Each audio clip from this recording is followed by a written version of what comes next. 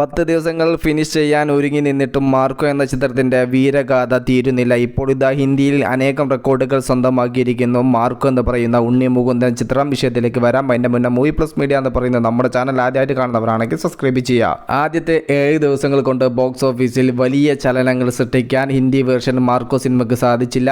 Totally 7th day കൊണ്ട് ഈ ഒരു സിനിമയുടെ ടോട്ടൽ കളക്ഷൻ എന്ന് പറയുന്നത് വെറും 29 ലക്ഷം രൂപയായിരുന്നു. പിന്നെ എങ്ങനെയാണ് 8ാമത്തെ ദിവസം മുതൽ വലിയ ചലനങ്ങൾ ഇന്ത്യയിൽ സൃഷ്ടിക്കാൻ മാർക്കോ എന്ന സിനിമയ്ക്ക് സാധിച്ചത്? സിനിമയ്ക്ക് വന്ന മികച്ച റിവ്യൂവിൻ്റെ അടിസ്ഥാനത്തിൽ അവിടുത്തെ പല വലിയ ഡയറക്ടേഴ്സും ഈ ഒരു സിനിമ കാണാൻ ഇടയായി. രാം ഗോപാൽ വർമ്മ ഉൾപ്പെടെയുള്ള ഹിന്ദിയിലെ വലിയ ഡയറക്ടേഴ്സ് ഈ ഒരു സിനിമ കണ്ടു, മികച്ച അഭിപ്രായം രേഖപ്പെടുത്തി ഈ ഒരു സിനിമ കാണണമെന്ന് അവിടുത്തെ ആളുകളോട് പറഞ്ഞു.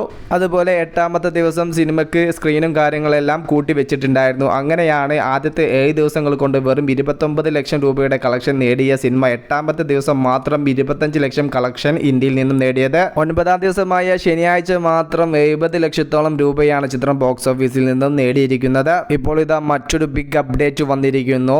10ാം ദിവസമായ ഇന്ന് ഞായറാഴ്ച വേറെ ലെവൽ കളക്ഷനാണ് ഹിന്ദിയിൽ ഈ ഒരു സിനിമ തൂക്കാൻ വേണ്ടി പോകുന്നത്. 9 ദിവസങ്ങൾ കൊണ്ട് ചിത്രത്തിന്റെ ടോട്ടൽ ഹിന്ദി വേർഷൻ കളക്ഷൻ 1,24 ലക്ഷത്തോളം രൂപയാണ്.